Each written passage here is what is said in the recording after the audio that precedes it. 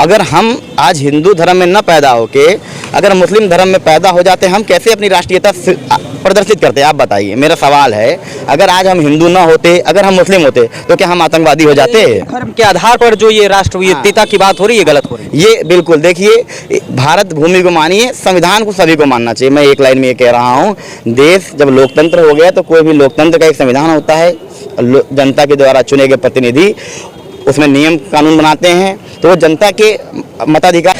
जब आप कहते हो कि भारत भूमि में रहने वाला, हिंदुस्तान में रहने वाला हर व्यक्ति हिंदू है, तो यहीं पर कुछ लोग आकर के कहते हैं कि ये मुस्लिम है, पाकिस्तान चले जाएं। मुझे ये जानना है कि जब आप मानते हो कि सारे लोग हिंदू हैं, तो फिर ये पाकिस्तान किन लोगों को भेजा जा रहा है? देखिए, पाकिस्तान ऐसे लोगों को भेजा जा रहा है जो देश विरोधी हैं, जो इस माटी को अपनी माटी नहीं मानते, इस तिरंगे को अपना तिरंगा नहीं मानते, पाकिस्तान को अपना देश मानते हैं। ऐसे लोगों के लिए कथन अगर किसी ने कहा तो बिल्कुल उचित है, मैं इसका समर्थन करता हूँ। जो बाहर के अवसरवादी नेता आ जाते हैं, जिसको बरसाती मेढक आप कहिए, जो आपका वोट लेने के लिए आके कह देते हैं कि हिंदुत्व खतरे में है, मुस्लिम खतरे में है। अरे भैया, कोई खतरे में नहीं, आप खतरे में हो। और मैं सबसे यही निवेदन करूंगा कि अपने बुद्धि विवेक का प्रयोग करिए भैया, किसी नेता के बहकावे में मत आइए। कोई नेता आपके घर में 2 रोटी नहीं पहुँचाता है, तो किसी फालतू बातों में पड़ने की बजाय आप लोग आपस में मिलकर प्यार से रहिए, भारत को एकता अखंडता में बांधने का प्रयास करिए। यही मेरा आप सभी से निवेदन है। अभी आपने कहा जो तिरंगे को नहीं मानता होगा तो वो देश का नहीं हो सकता है, तो ऐसी कौन सी वजह थी? क्या वो आरएसएस और थी और आज की आरएसएस और है जो तिरंगा फहरा रही है, वो आरएसएस और है जो तिरंगा नहीं फहरा रही है? देखिए, आप जहाँ तक संघ की बात कर रहे हैं, मैं आरएसएस से जुड़ा हूँ और दीक्षा इंसान लेता है किसी एक व्यक्ति विशेष से, एक गुरु से। तो आदमी जिसे दीक्षा लेता है, उसको गुरु मानता है, तो उसी के पैर छूता है। ऐसा नहीं है कि हमने दीक्षा एक व्यक्ति से ली है और हम सभी के पैर छूने लगेंगे। बात समझ रहे हैं? तो जो हमारे यहाँ सनातन धर्म में जो हम लोग मानते हैं वो गुरु का प्रतीक है, इसलिए तिरंगे उसकी पूजा की जाती है आरएसएस में। और आरएसएस जो है देश को जोड़ने की बात करता है। नहीं, अभी आपने जिस तिरंगे की पूजा करते हैं या जो आपका अलग झंडा है उसकी पूजा? हाँ, अलग झंडा है उसकी पूजा करते हैं। इसका तिरंगे से कोई आप देखिए, 2 सवालों को मिला रहे हैं, ठीक है? तिरंगे, आरएसएस कभी ये नहीं कहता कि हम तिरंगे का जो है मान नहीं करते हैं। तो नमस्कार, मैं हूं पवन शर्मा और हमारे साथ देख रहे हैं नेशनल आवाज, और हमारे साथ बातचीत करने के लिए पूज्य सन्यासी जी महाराज जी हैं। हम उनसे बातचीत करेंगे कि माँ भारती को लेकर के जो कंट्रोवर्सियाँ चलती रहती हैं उन पर ढेर सारे सवाल करेंगे, जवाब जानेंगे, कुछ तीखे भी सवाल करेंगे, हो सकता है कुछ राजनीतिक सवाल भी हो जाएं, तो उन सबको आप लोगों को दिखाएंगे। महाराज जी नमस्कार। हर हर महादेव। पहले ये बताइए कि क्या आपको लग रहा है माँ भारती की सेवा में, मातृभूमि की सेवा के लिए वर्तमान सरकार काम सही से कर रही है या नहीं कर रही है? जी, मुझे बिल्कुल लग रहा है कि पूरे तरीके से ईमानदारी से सरकार काम कर रही है माँ भारती की सेवा में, और मैं उसके लिए उनको साधुवाद भी देना चाहता हूँ। ऐसे कौन से काम आपको लगते हैं कि जो पूर्ववर्ती सरकारों में नहीं हुआ? वो लगता था कि कुछ वो कार्य जो है कुछ माँ भारती की सेवा से हट करके, मातृभूमि की सेवा से हट करके अलग है, जबकि उन सरकार के लोगों को कहना है कि ये सरकार सिर्फ संप्रदायवाद की तरफ चल रही है। इस बात को कैसे देखते हैं? देखिए, इस देश के जो यशस्वी प्रधानमंत्री हैं उनको मैंने एक उपाधि भी दी है, उन्हें मैंने सिंह की उपाधि दी है। तो नरेंद्र सिंह मोदी जी के बारे में मैं यही कहना चाहूँगा कि उन्होंने कुछ ऐसे काम किए जो इतिहास के पन्नों में हमेशा के लिए दर्ज हो गए। जैसे धारा 370 की बात करिए, राम मंदिर की बात करिए और 3 तलाक की बात करिए। कुछ ऐसे बड़े मुद्दे थे जिस पे लोग कहते थे कि इनकी पुस्तक खत्म हो जाएगी, नामो निशान मिट जाएगा। लोग संसद में भी बयान दिए, ये कभी नहीं ख़त्म हो पाएगा। लेकिन जितनी ईमानदारी से, जितने प्यार से उन्होंने इस चीज़ को काम किया, उसके लिए उनका बहुत आभार है और उसके लिए नरेंद्र मोदी जी हमेशा याद किए जाएंगे। अभी आपने अपने शब्दों में एक जिक्र किया है कि कुछ लोग कहते हैं कि 3 पुस्तें खत्म हो जाएगी, फिर वो कौन से पुस्तें खत्म करने की बात? नहीं, वो लोग कह रहे थे कि धारा 370 के लिए लोग कमेंट कर रहे थे, जो लोग कांग्रेस से जुड़े हुए थे, वो लोग ये कहते थे कि कभी नहीं ख़त्म हो पाएगा। लेकिन आज इतिहास गवाह है, जम्मू कश्मीर हमारा जो है अब भारत का अभिन्न अंग बन चुका है। अखंड भारत की ओर बढ़ रहे हैं। बिल्कुल, निश्चित रूप से बढ़ रहे हैं और ये इसको बढ़ना है, इसमें कहीं तो कोई दो राय नहीं है। एक और बात मैं करूंगा, चूंकि इस समय अगर हिंदूवादी छवि की बात की जाए तो जो राष्ट्राध्यक्षों के तो मुखार बिंदु से तो मैंने नहीं सुना कि हम हिंदू राष्ट्र बनाएंगे, ना ही योगी जी के मुंह से सुना कि पूर्णतया मैं हिंदू राष्ट्र बनाऊंगा। खुलेआम ऐसे शब्द मैंने नहीं सुने हैं। लेकिन सवाल जब यहाँ पर बनता है, जब अभी आपने जिक्र किया कि 3 तलाक की बात आपने कह दी, तो मैं ये जानना चाहता हूँ कि 3 तलाक है, आप महिला सुरक्षा की भी बात करते हैं, मुस्लिम सुरक्षा की बात करते हैं, उधर हिंदू राष्ट्र की भी बात करते हैं, तो अब जाहिर सी बात है मुस्लिम रहेंगे तो हिंदू राष्ट्र कैसे बन पाएगा? तो इसको कैसे जो है आप स्पष्ट करेंगे? देखिए, हमारा हिंदू की परिभाषा पहले हमें क्लियर होना चाहिए कि हिंदू क्या है। हमारे हिसाब से या जो संघ की परिभाषा है, इस भारत भूमि में रहने वाला हर एक व्यक्ति हिंदू है। जब यहाँ का मुसलमान हज करने जाता है तो उसकी पहचान किससे होती है? मैं आपसे सवाल पूछ रहा हूँ, आप बताइए क्या उसकी पहचान होती है? हिंदुस्तान से होती है। हिंदुस्तान से होती है ना। तो वही कह रहे हैं, जब यहाँ का मुस्लिम भी पाकिस्तान वहाँ जा रहा है हज करने के लिए तो आप उसको हिंदू कह रहे हैं। तो यहाँ भारत भूमि में रहने वाला चाहे हिंदू हो, चाहे मुसलमान हो, चाहे सिख हो, चाहे ईसाई हो, हर एक व्यक्ति हिंदू है। इसमें क्या दिक्कत है? हमें तो कोई देखिए इसमें दिक्कत की बात नहीं है।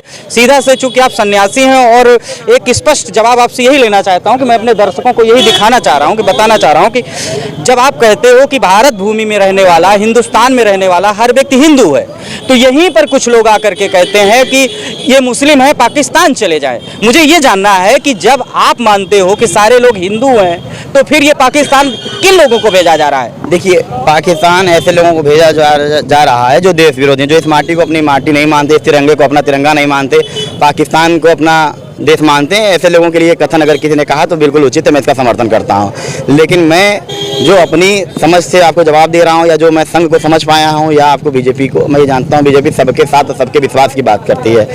देश के यशस्वी प्रधानमंत्री नरेंद्र सिंह मोदी जी जो राशन बांट रहे हैं उसमें ऐसा तो नहीं है कि मुसलमानों को राशन नहीं दिया जाता। क्या ऐसा है? या उज्ज्वला कनेक्शन जो बांटा गया है, क्या ऐसा है कि मुसलमानों ने कनेक्शन नहीं लिया है? जब वो सारी सुविधाएं ले रहे हैं, सारी व्यवस्थाओं को अपनाए हैं, तो इसमें दिक्कत क्या है? वो भारत का अभिन्न अंग है। आपने एक और बड़ी अभी दिलचस्प बात कह दी, तिरंगे के शब्द को लेकर के कह दिया है, और तिरंगे को शब्द के लेकर के कई आवाजें हिंदुस्तान में उठी हुई हैं। खास करके आरएसएस पर भी बहुत बड़ा सवाल उठा है कि आरएसएस खुद तिरंगे को नहीं मानती क्योंकि उसने खुद ही अपने मुख्यालय पर तिरंगा नहीं फहराया। ये मैं नहीं कह रहा हूँ, यहाँ पर बैठे हुए तमाम लोग। तो हाँ, तो मैं केवल यही जानना चाहता हूँ, अभी आपने कहा जो तिरंगे को नहीं मानता होगा तो वो देश का नहीं हो सकता है। तो ऐसी कौन सी वजह थी? क्या वो आरएसएस और थी और आज की आरएसएस और है जो तिरंगा फहरा रही है, वो आरएसएस और है जो तिरंगा नहीं फहरा रही है? देखिए, आप जहाँ तक संघ की बात कर रहे हैं, मैं आरएसएस से जुड़ा हूँ और 2014 में यही निराला में इसकी शाखा हुई थी। मुरली मनोहर जोशी जी आए थे, मैं एमबीए कर रहा था और एमबीए करने के दौरान मैं और एक मेरा मित्र अभिषेक मिश्रा, हम दो लोग आरएसएस से जुड़े और एक दिन की शाखा की मैंने, और उसमें मुझे जो समझ में आया, तिरंगा हमारे यहाँ गुरु का प्रतीक है। किसका प्रतीक है? गुरु का। हम लोग नमन करते हैं गुरु को। तो यहाँ ऐसा कुछ नहीं है कि जो है आरएसएस जो है संविधान को नहीं मानता है या तिरंगे को नहीं मानता है। आप लोग इतने देवी देवताओं को मान रहे हैं, सबका कोई एक इष्ट होता है, कोई एक आराध्य होता है। इस धरती पे, इस भारत भूमि में, इस ब्रह्मांड में बहुत से प्रकांड विद्वान है, लेकिन हर व्यक्ति से जो हर ज्ञानी पुरुष से जो है दीक्षा नहीं लेता है। दीक्षा इंसान लेता है किसी एक व्यक्ति विशेष से, एक गुरु से। तो आदमी जिससे दीक्षा लेता है उसको गुरु मानता है, तो उसी के पैर छूता है। ऐसा नहीं है कि हमने दीक्षा एक व्यक्ति से ली है और हम सभी के पैर छूने लगेंगे। बात समझ रहे हैं? तो जो हमारे यहाँ सनातन धर्म में जो हम लोग मानते हैं वो गुरु का प्रतीक है, इसलिए तिरंगे उसकी पूजा की जाती है आरएसएस में। और आरएसएस जो है देश को जोड़ने की बात करता है। नहीं, अभी आपने जिस तिरंगे की पूजा करते हैं या जो आपका अलग झंडा है उसकी पूजा? हाँ, अलग झंडा है उसकी पूजा करते हैं। इसका तिरंगे से कोई आप देखिए, दो सवालों को मिला रहे हैं, ठीक है? तिरंगे, आरएसएस कभी ये नहीं कहता कि हम तिरंगे का जो है मान नहीं करते हैं, हम भारत में इसको स्वीकार नहीं करते हैं। आप कहीं भी जाइए, जितने भी अपने हमारे सरकारी चाहे प्राइवेट कार्यालय, हर जगह आप इसको पाएंगे। हमने जो आपको जवाब दिया कि हमारे यहाँ जो झंडा है वो गुरु का प्रतीक है, ठीक है? तो वहाँ पे तिरंगा लगाने का सवाल ही नहीं उठता है। ये सीधी सी बात है। यानी कि आप जो है अपने जो आपका झंडा है, जो भगवा झंडा है जिसको हम लोग देखते रहते हैं, जिसमें सूर्य का लोगो लगा है, वो आपके गुरु का प्रतीक है, इसलिए आप उस झंडे को लेकिन सवाल यहीं पर बनता है कि अगर जो संस्थान, भाई संविधान में लिखा है, जो भी संस्थान होंगे, जो भी ऐसे जैसे मदरसे हुए, मदरसों पे भी सवाल उठा था कि मदरसे भी जो है तिरंगा फहराएंगे, हुआ उसके बाद आरएसएस ने भी जो है उस झंडे तिरंगे को फहराया। संविधान में स्पष्ट लिखा है कि जो भी संस्थान होंगे, जो भी जहाँ पर कम्युनिटी ज़्यादा जाती है, वो तिरंगे को फहरा रही थी। तो आपका ये कारण ये हो सकता है, लेकिन इतने लंबे समय तक फिर फहराने लगे, तो क्या कहीं ऐसा तो नहीं खुद ही आरएसएस ने अपनी विचारधारा में परिवर्तन कर लिया? देखिए, कोई भी जब संगठन बनता है, कोई भी नियम कानून बनाए जाते हैं तो तत्कालीन समाज की आवश्यकता के अनुसार बनते हैं। जो पहले आज जो कुरीतियाँ आपको लग रही हैं, कभी उस समय की मांग हुआ करती थी, कभी जो है जौहर प्रथा का, सती प्रथा का आप नाम सुने हैं, आज आपको लग रहा है कुरीति है ना, उसका समाज से हट गया है। लेकिन जब आक्रांता आए थे तो जो यहाँ की छत्राणी महिलाएं हुआ करती थी, जौहर या सती प्रथा करती थी, अपने मान स्वाभिमान, इज्जत, अस्मिता को बचाने के लिए करती थी, ठीक है? तो कालखंड में समय परिवर्तन के अनुसार चीज़ों का बदलाव आवश्यक है। ये प्रकृति का नियम है, इसको कोई बदल नहीं सकता है। यानी आप ये मानते हैं कि आरएसएस भी समय के अनुसार अपने आप को बदलने का प्रयास कर रहा है? देखिए, मैं आरएसएस का कोई पदाधिकारी नहीं हूँ, मैं उसका एक तुच्छ सेवक हूँ, मैं उसका कोई पदाधिकारी नहीं हूँ। मैंने कभी एक दिन के अलावा शाखा नहीं की। मुझे आरएसएस से जो सीखने को मिली कि आप जिस योग्य हैं, जहाँ रहते हैं, जितनी आपकी क्षमता है, अपने काम को करते हुए समाज की सेवा करिए, इस मातृभूमि की सेवा करिए। उनका स्लोगन है राष्ट्र हित सर्वोपरि। हम उसको आत्मा से मानते हैं और हम जिस जगह पे भी हैं, हमारे पास अगर 2 रोटी है, हम उस 2 रोटी में भी 1 रोटी बांट कर खाने की विचारधारा से सहमत हैं। हमने आरएसएस से जो सीखा हम आपको अब बता रहे हैं। अच्छा, चलते चलते आप हमारे दर्शकों को क्या कहना चाहते हैं? देश को क्या संदेश देना चाहते हैं? दर्शकों को क्या संदेश देना चाहते हैं? और यहाँ के लोगों को क्या संदेश देना चाहते हैं जो हिंदू मुस्लिम के द्वंद्व में पड़े रहते हैं? देखिए, हम ये कहेंगे कि देखिए, लोग राजनीतिक रोटियां अपनी सेकने के लिए लड़ा देते हैं आपको आपस में। इस भारत का रहने वाला हर एक व्यक्ति भारतीय है, हिंदुस्तानी है। यही हमारी एक परिभाषा। आप इस माटी से प्यार करिए, संविधान से प्यार करिए, तिरंगे से प्यार करिए, अपने लोगों से प्यार करिए। किसी नेता के बहकावे में आकर के आप अपने पड़ोसी पर शक करें, ये उचित नहीं है। हर धर्म में कुछ अच्छे बुरे लोग होते हैं। किसी एक व्यक्ति ने कुछ अच्छा या बुरा कर्म कर दिया तो उसकी वजह से आप पूरी कम्युनिटी को बदनाम मत करिए। मुस्लिम हमारा भाई है, सिख हमारा भाई है। अगर हम आज हिंदू धर्म में न पैदा होके अगर मुस्लिम धर्म में पैदा हो जाते, हम कैसे अपनी राष्ट्रीयता प्रदर्शित करते? आप बताइए। मेरा सवाल है, अगर आज हम हिंदू न होते, अगर हम मुस्लिम होते, तो क्या हम आतंकवादी हो जाते? धर्म के आधार पर जो ये राष्ट्रीयता की बात हो रही है, गलत हो रही है। ये बिल्कुल, देखिए, भारत भूमि को मानिए, संविधान को सभी को मानना चाहिए। मैं एक लाइन में ये कह रहा हूँ, देश जब लोकतंत्र हो गया तो कोई भी लोकतंत्र का एक संविधान होता है।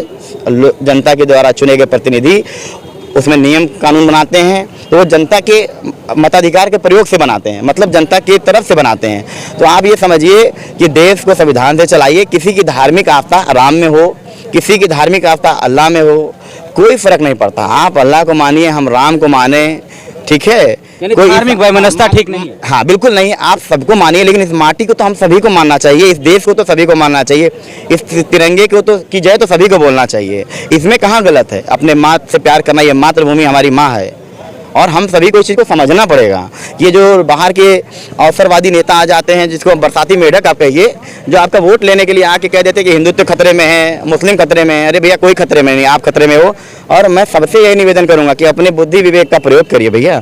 किसी नेता के बहकावे में मत आइए। कोई नेता आपके घर में 2 रोटी नहीं पहुंचाता है, तो किसी फालतू बातों में पड़ने की बजाय आप लोग आपस में मिलकर प्यार से रहिए। भारत को एकता अखंडता में बांधने का प्रयास करिए। यही मेरा आप सभी से निवेदन है। दोस्तों, बात कर रहे थे पूज्य सन्यासी महाराज जी। बात करें, बहुत बड़ी बात कह रहे। भारत माता की जय, भारत माता की, भारत मातरम, मातरम।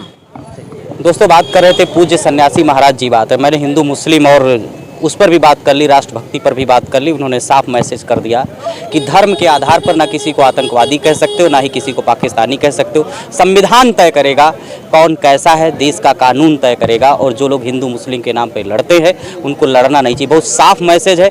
चूँकि आरएसएस की विचारधारा से बिलोंग करते हैं और हिंदूवादी विचारधारा पे बिलोंग करते हैं। बहुत बेबाकी से अपने सवाल, मेरे प्रश्नों का उत्तर दिया। इसी के साथ दोस्तों, नमस्कार।